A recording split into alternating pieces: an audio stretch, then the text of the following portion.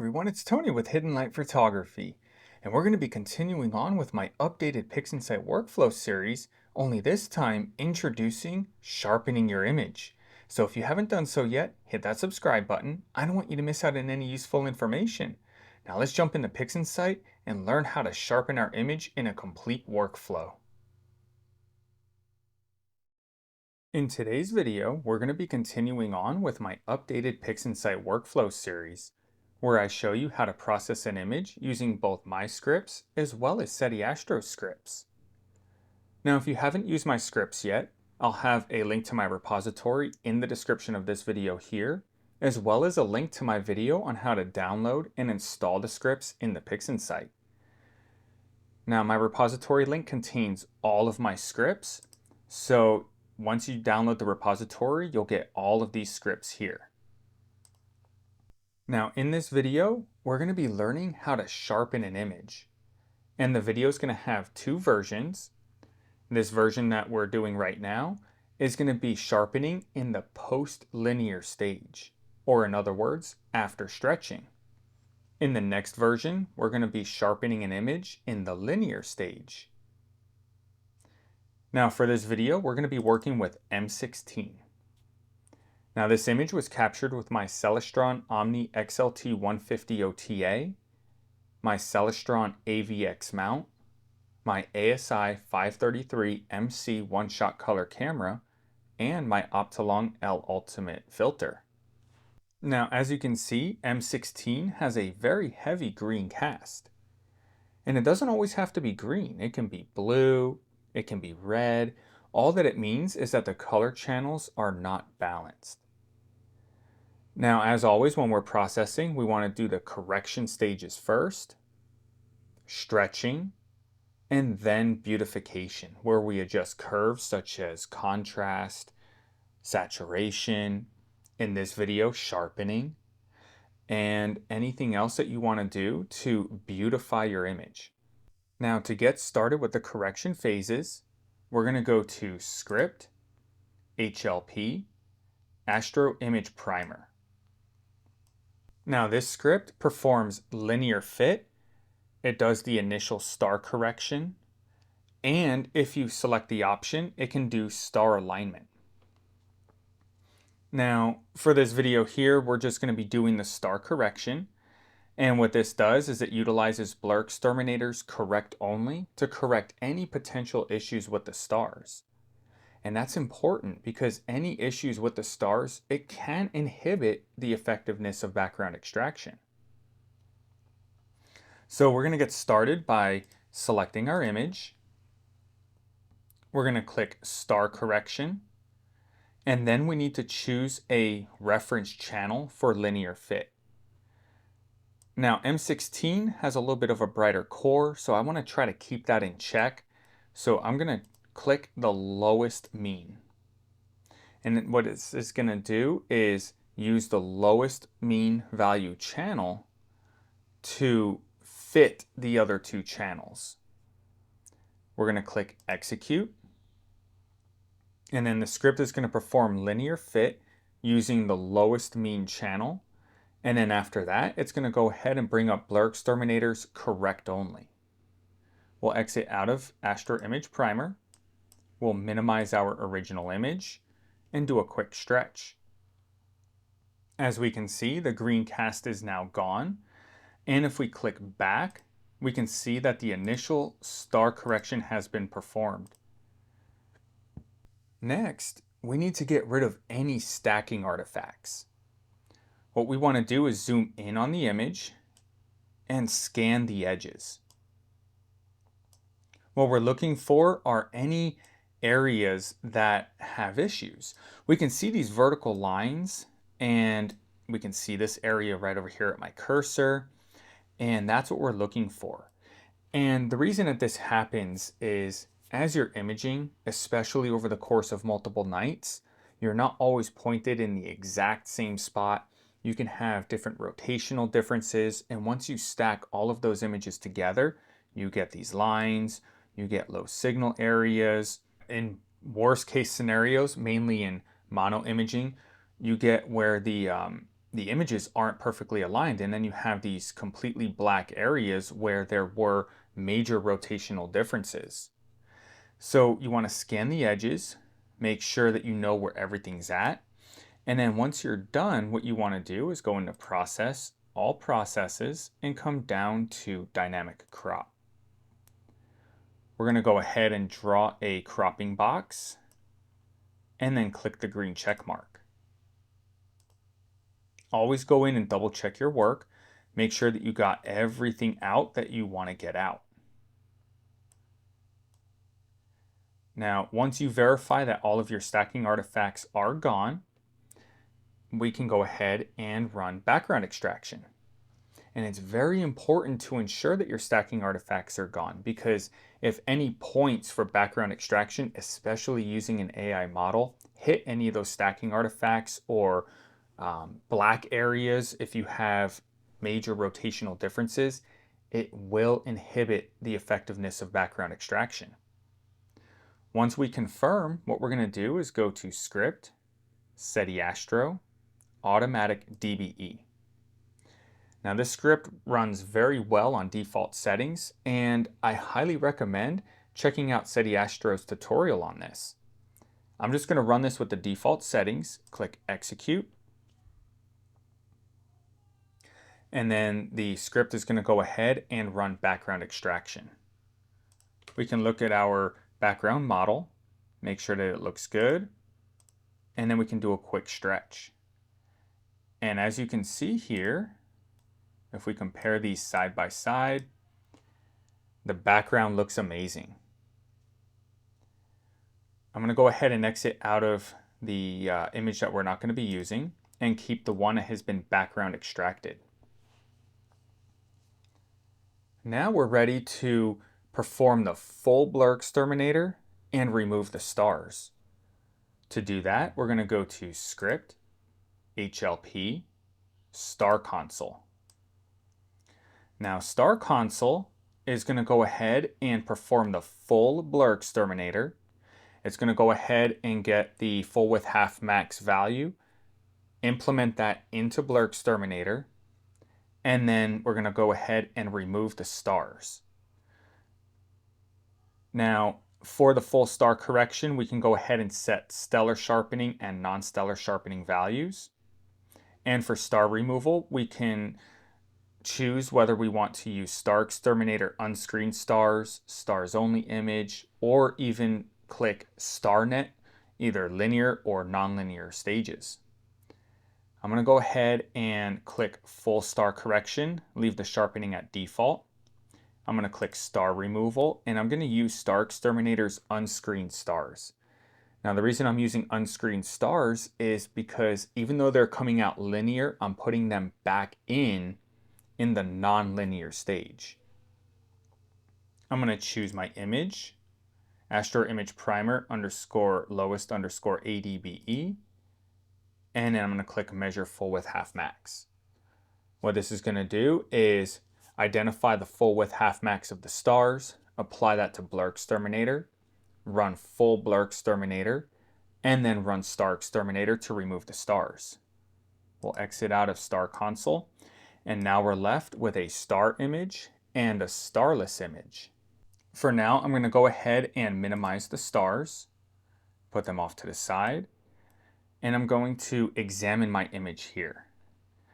Now, right out the gate, I can tell that we have a couple of blemishes here. These are some halos from the stars. I have 2 of them.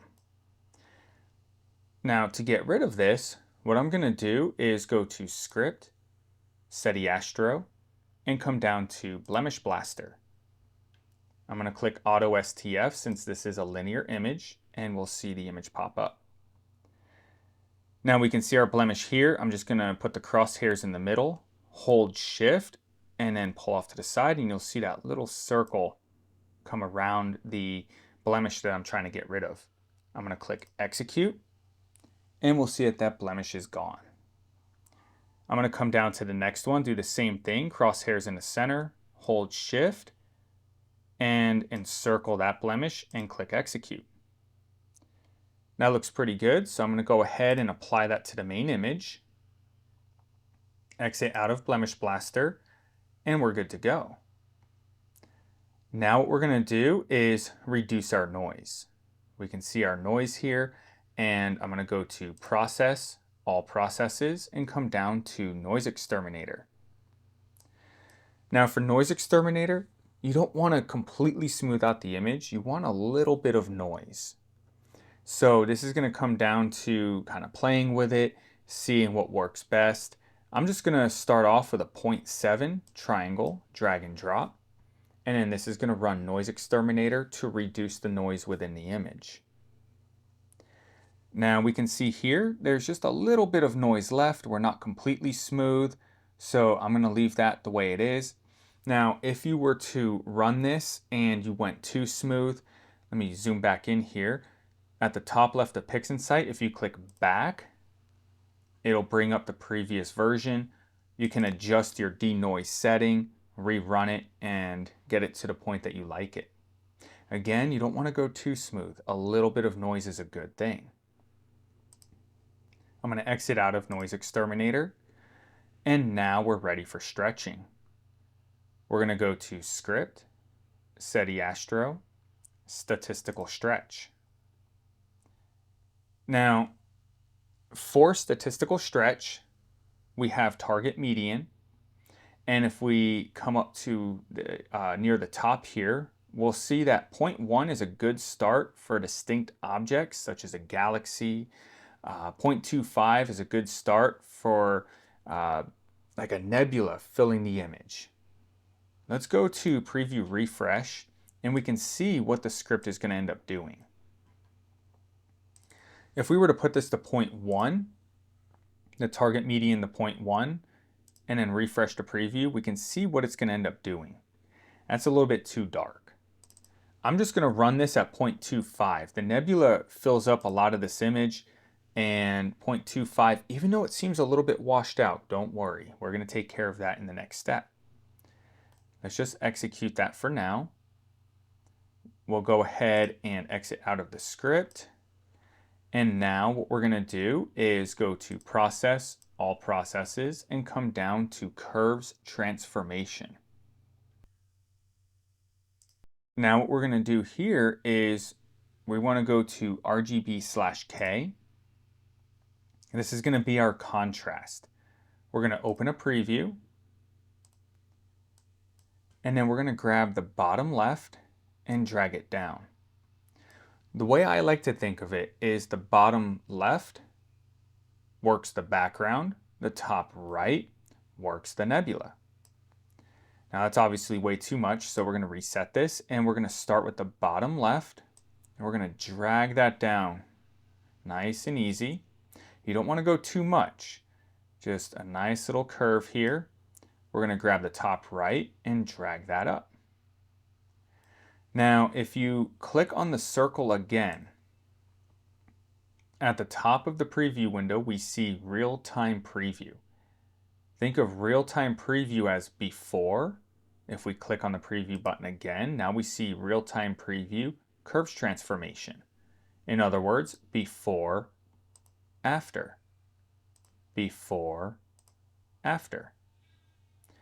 So I'm going to go ahead and probably lighten up that background just a little bit here. Check before and after.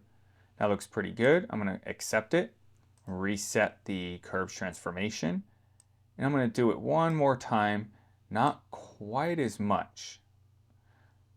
Sometimes a little bit goes a long way. So we have before, after, before, and after. I'm going to accept that, reset curves transformation. I'm going to go to saturation, and I'm going to give this just a little bit of saturation here. I'm going to accept that. I'm going to reset and do it one more time. I'm going to go ahead and accept that just for the sake of the video. Exit out of curves transformation, exit out of the preview. And now what we're going to do is go to Script, HLP, Astro Image Detail. Now in here, we have a couple of things that we can do. We are non-linear, so we're going to be working the large scale and small scale structures. Now, the defaults here are set up for one-shot color, and what these do is they work multi-scale linear transform and multi-scale median transform. The large scale is multi-scale linear transform and small scale is multi-scale median transform. And we also have the ability to apply noise exterminator. This is as needed. Sharpening does increase noise, so you want to try to keep that in check. I'm going to do a zoom of 1:1, click show preview, and then we're going to have our image right here. Let's go ahead and open it up so we can really see what's going on. Now you can adjust these how you want them. So if I were to go ahead, let's bring these all the way down, refresh the preview. This is before any sharpening. And then as we move the slider right, we increase the sharpening. As you can see here, move it more right, we can see that it increases the sharpening. I'm going to go ahead and put this back to default, refresh the preview, and you can adjust these sliders to how you like the image. Now again, sharpening does create a little bit of noise. I'm going to apply noise exterminator. I'm going to put a small value in there, and I'm going to refresh the preview. It's going to sharpen, and then it's going to run noise exterminator and reduce the noise that was introduced through the sharpening.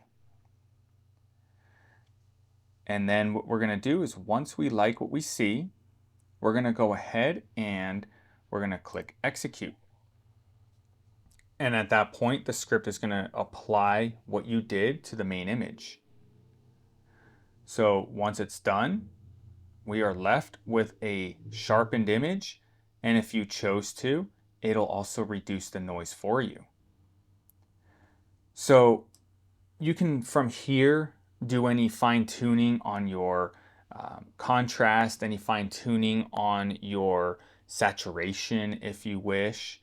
And I like this saturation the way it is, especially just for the sake of the video. So I'm going to minimize our starless image, and now we're going to work the star image. So these are dual narrowband stars. So what I want to do is first apply SPCC, which sets the stage for Seti Astro Script. First, what we need to do is redo the Astrometric solution. So we're going to go to Script, Astrometry, and Image Solver.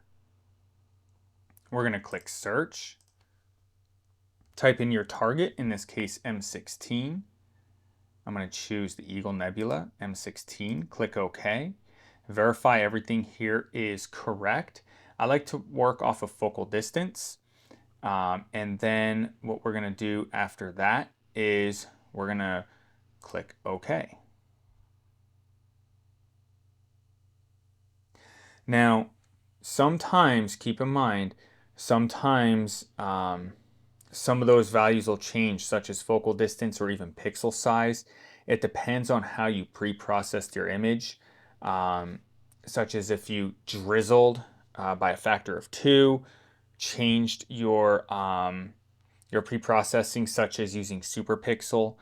Those things can change. So if you put in the correct information, if you notice that like focal distance or pixel size was incorrect, and then you corrected that, and this fails, put it back to where it was, because that'll change sometimes depending on, again, superpixel or drizzling your image.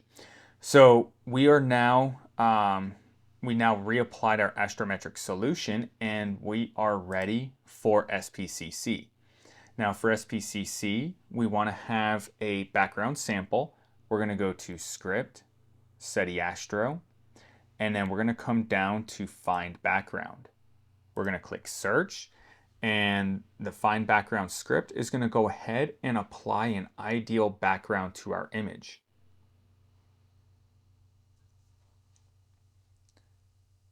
So now we're going to exit out of Find Background. We're going to go into Process All Processes and come down to Spectrophotometric Color Calibration. We're going to choose our sensor, our filters. And if you need help with SPCC, I do have a tutorial on it. I'll have a link to that tutorial in the description of this video here. We're going to go to Region of Interest from Preview and choose our background preview that Seti Astro Script put in. Triangle, drag and drop. And then what this is going to do is it's going to apply the colors to each of the stars. After this, we're going to fine tune this with Seti Astro's narrowband to RGB star combination script. We're going to exit out of Spectrophotometric Color Calibration, go to Preview, delete all. And if you're wondering why I'm doing it this way, I actually have a video on that, and I'll have that in the description of this video as well. So now we're ready to go to Script, Seti Astro, NB to RGB star combination. These stars were captured with a dual narrowband filter with a one-shot color camera.